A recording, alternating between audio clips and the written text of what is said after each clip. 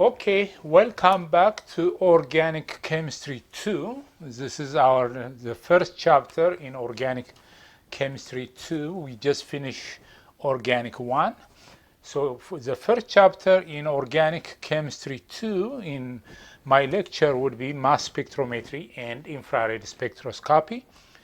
These are very important tools for identification of molecular organic molecules, and it's very important to understand how to use them and how to analyze them.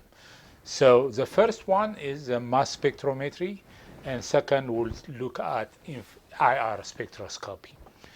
So in mass spectrometry, what we're going to learn from mass spectrometry experiment is we can be identifying the molecular weight of that unknown compound.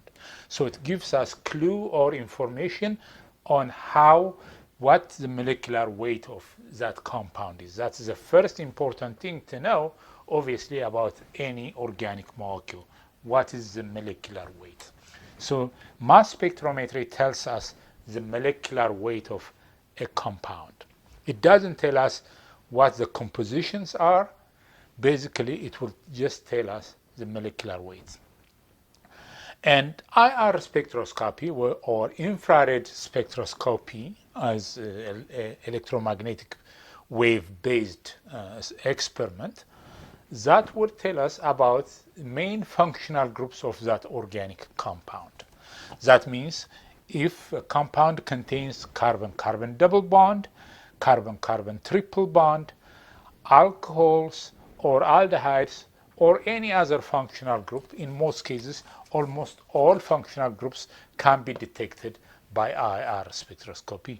So if you just know molecular weight, and if you just know what functional group you have, now you are close to identifying what the molecule looks like.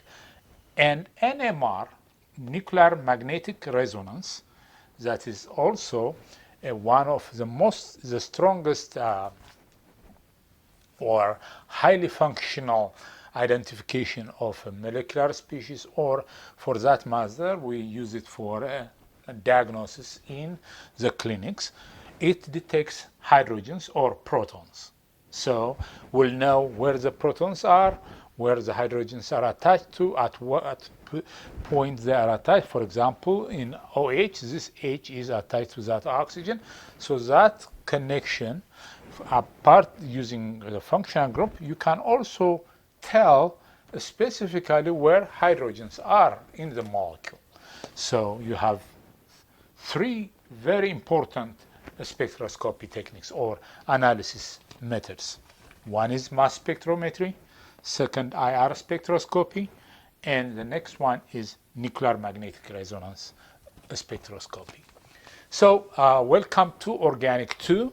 This series will continue. We'll finish this semester starting with this chapter, but I will have problem solved in all of my lectures, and you could find all those problems solved in different videos. So let's start with mass spectrometry.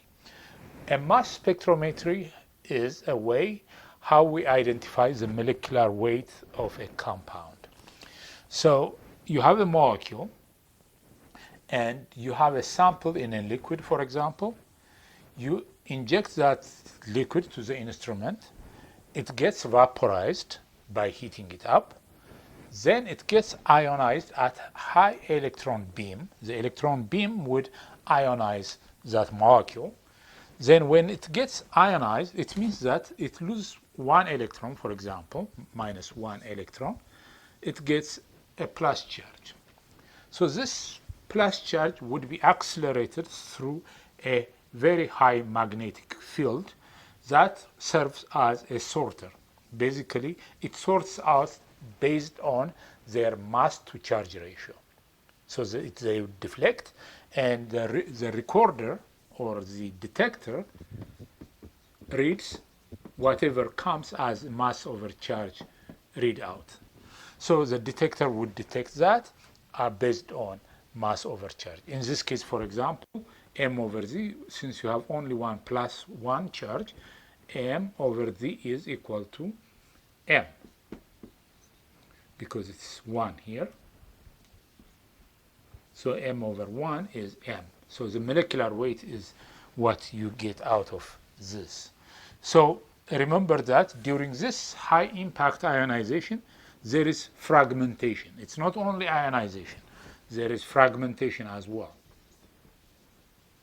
Fragmentation.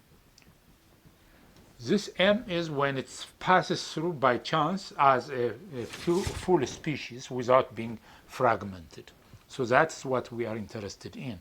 But in advanced mass spectrometry, the fragmented ones are also important to understand what that chemical compound is. So ionization and fragmentation happens. Some of them would pass with intact molecule except losing only one electron. So the mass over charge is equivalent to the molecular weight of that compound. So in the next section, I will show you the schematic of the instrument itself, how each one of these steps are done. Okay, we'll continue with this. So as I have already mentioned earlier, you have a sample. The sample is in a liquid state. So that liquid sample, after being injected through the sample inlet in the instrument, there is a high temperature that would vaporize your sample, and you have just the molecular species M, that's a neutral molecule.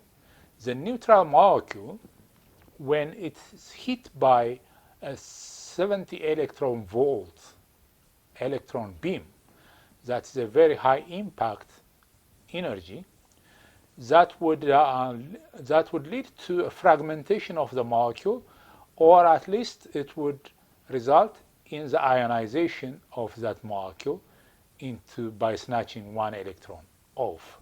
So it would have M. You have several species here. This would form mass minus 100. It could be mass minus 12. Whatever species that would be fragment with a charge as well. So you have different species that are either fragmented or just lost electron.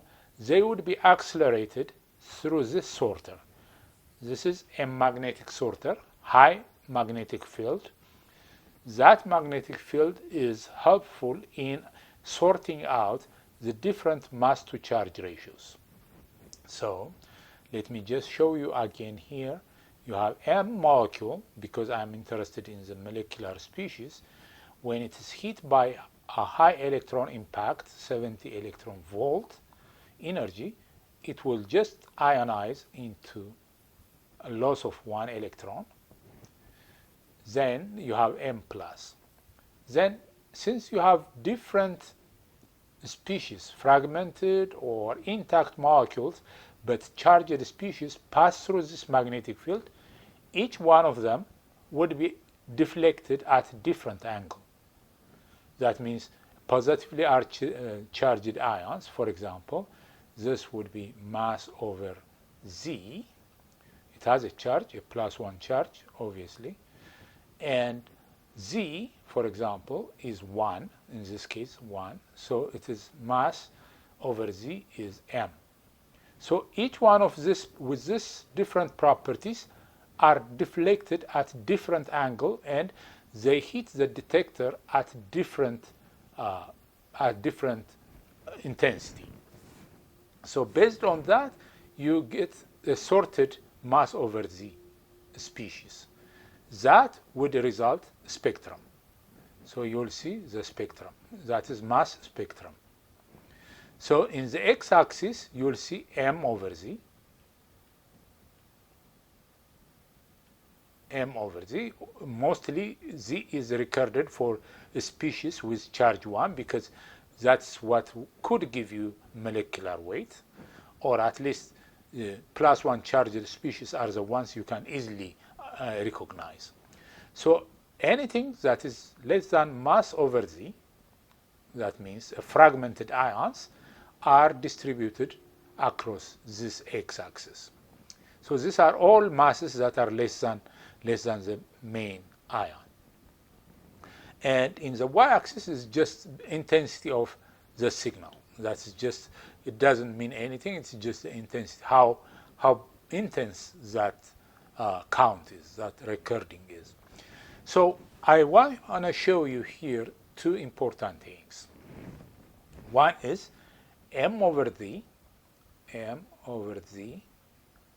where z equals, hold on, I think when z equals 1, that is a molecular weight or molecular ion.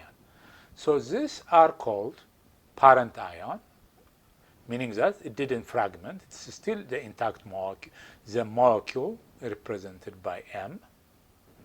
So that corresponds to your molecular weight, okay? Or it is called a parent ion or mother peak. Mother ion, parent ion, mother ion. That's all molecular ion also. We have different names for it. So it's exactly m without losing any mass. It didn't fragment, but it has come out here at the highest mass ratio. But the one with the highest also signal intensity, we call it base peak.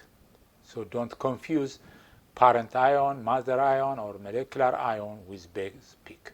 Base peak is just to say that the high intensity signal, the highest intensity signal in the mass spectrum. For example, this could be the base peak. Okay, as a review, you have sample inlet, you have electron beam to cause fragmentation and charging into charged species. Here you have magnetic field,